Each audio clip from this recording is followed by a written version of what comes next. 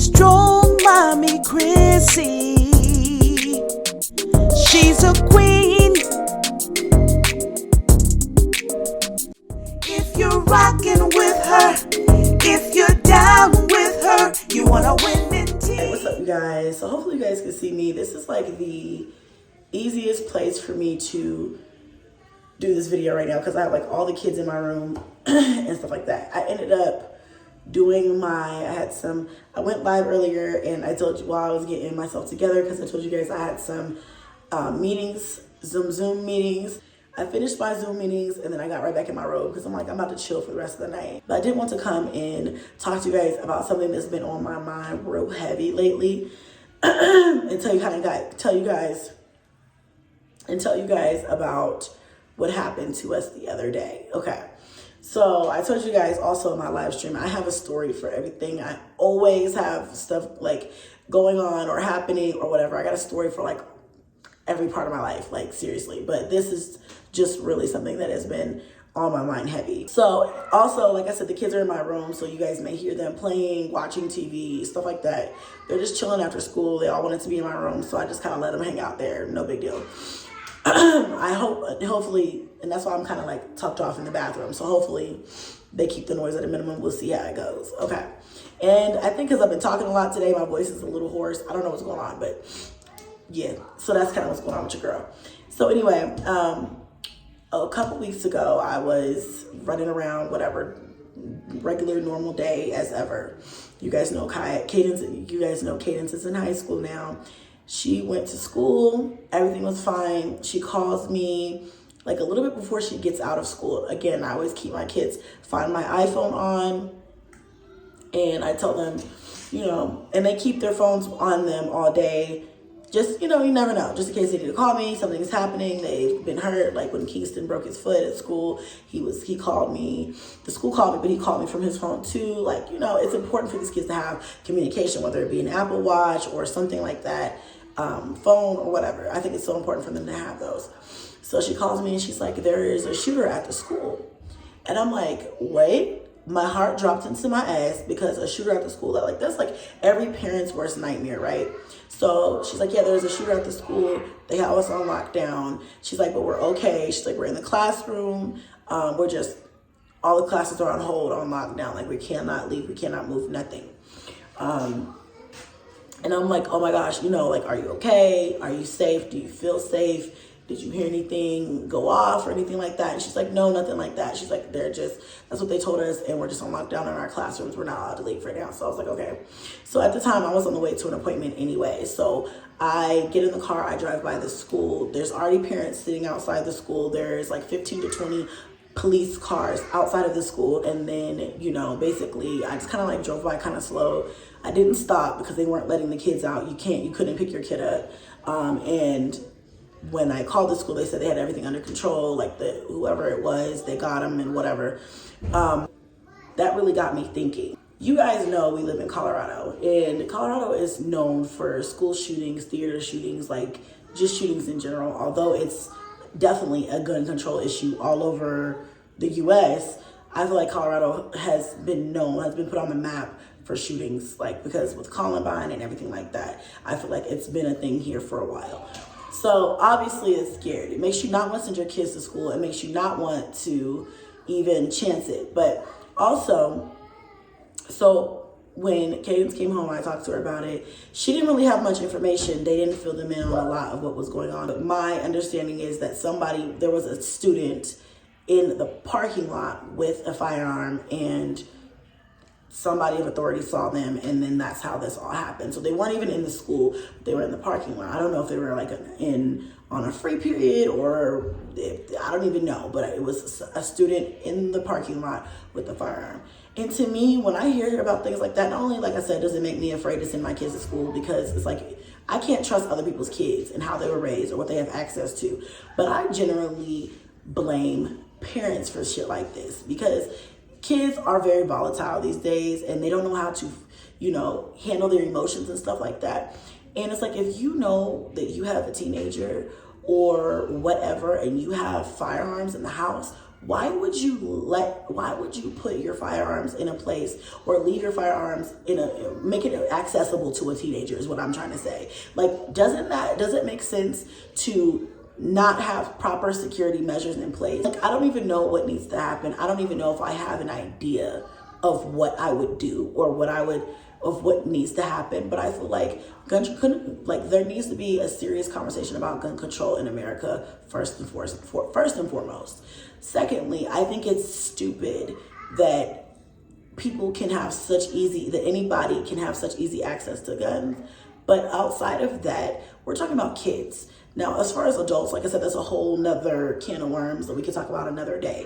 But I'm talking about when it comes to kids, teenagers, having access to their parents' firearms, I think that is so crazy. And I'm not saying that's every situation, but I'm saying, like, being a child, even being like 18, I don't even know what the legal age is to buy a firearm, but it should be definitely of older age. I'm talking about older than 21, because we all make stupid decisions when we're 21.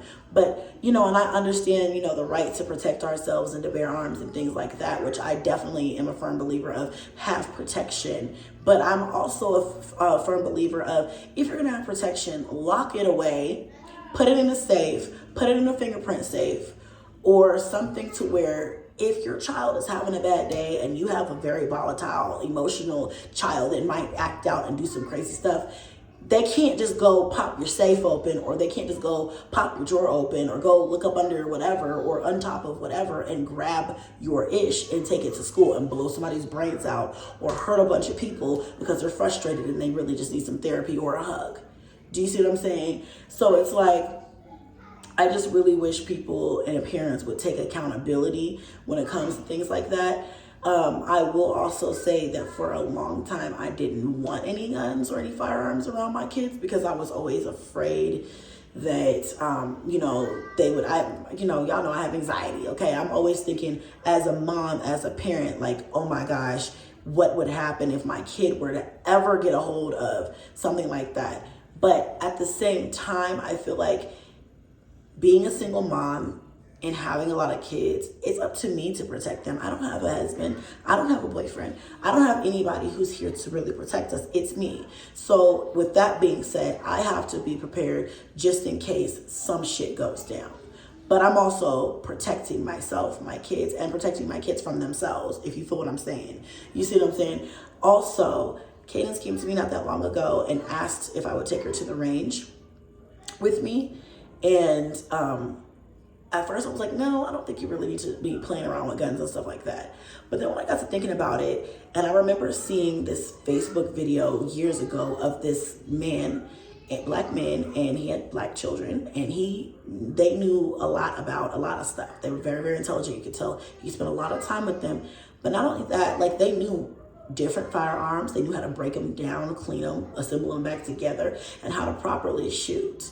And although it seems scary, it's actually very, very smart because, number one, they know how to use it just in case parents are incapacitated or there's a danger and their parents aren't around to help them or something like that. They know how to properly defend themselves, number one. Number two, if there is a firearm around, they know how to properly dismantle that or store it or put it away or handle it to where they're not actually accidentally hurting themselves or somebody around them. And so gun education is also is important, I feel, too, because not only gun control, but education behind that. I feel like there definitely should be some sort of regulations involved when purchasing firearms, amongst other things like extensive background checks, psychiatric checks, all that stuff, just because of how crazy people are nowadays. And when you think of COVID and how we all were on lockdown for 2 years, basically, no one really was out. No one was social. A lot of people were in the house for damn near most of that 2 years. I know I was. I know I damn near went crazy, but I wasn't that crazy. I ain't lost sight of reality, thank God. But, just think of all of the millions of people who really lost touch with reality or just cannot handle social settings now, because for 2 years we were all locked down and away from everybody. So even more so now, I feel like gun control is really important. I don't want to send my kids to school with the thought that they would never make it back home again, or I would never see them again, or somebody who was irresponsible and couldn't lock away their firearm, you know, and their child or teenager got a hold of it and took it to school and just started letting off on everybody. I just couldn't imagine that happening. But the fact of the matter is it does happen. So, you know, it just reminded me to have another talk with my kids on what they should do in case of an emergency.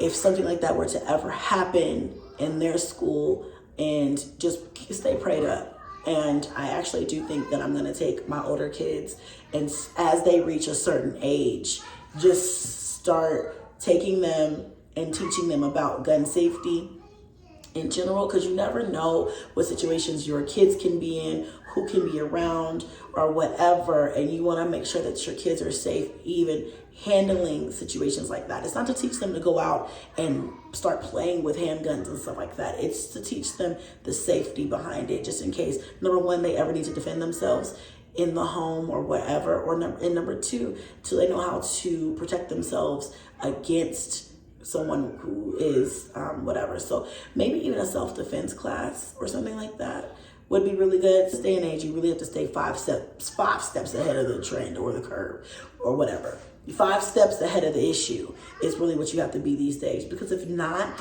then you're sitting in a situation with you, like, you know, with your heart dropped into your ass, like mine was the other day when my daughter called me from school and said there was a shooter at the school, you know, and I felt completely helpless as a mother. And although she wasn't like frantic, they were calm. Her and her friends were calm.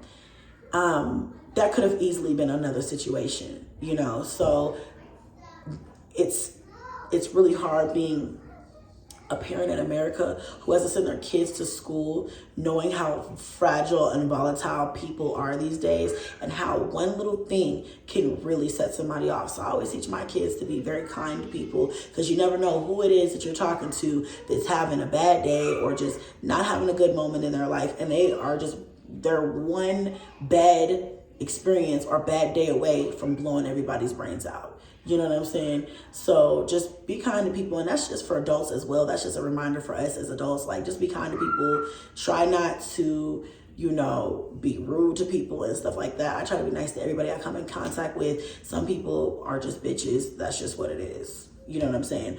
Or they're just assholes. That's just what it is. But, you know, I would rather keep my mouth shut and live another day, to cuss a motherfucker out another day, than to mess with somebody, you know what I'm saying, that's literally mentally crazy or not disconnected from reality. You know what I'm saying? So it was just something that was on my mind, y'all. Just something to chat about, because it's serious. Like, I don't know what needs to happen in America, but something needs to be done to protect these kids from having easy access. I don't know if it needs to start at home, or if it comes in the form of more education, or it's probably a combination of all of those things, but something seriously needs to be done. Like, seriously needs to be done. Yes, Junebug's going to the bathroom.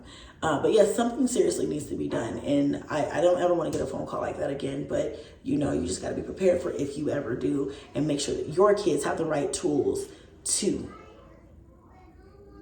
you know, if they're ever put in a situation similar to that or worse. So wash your hands.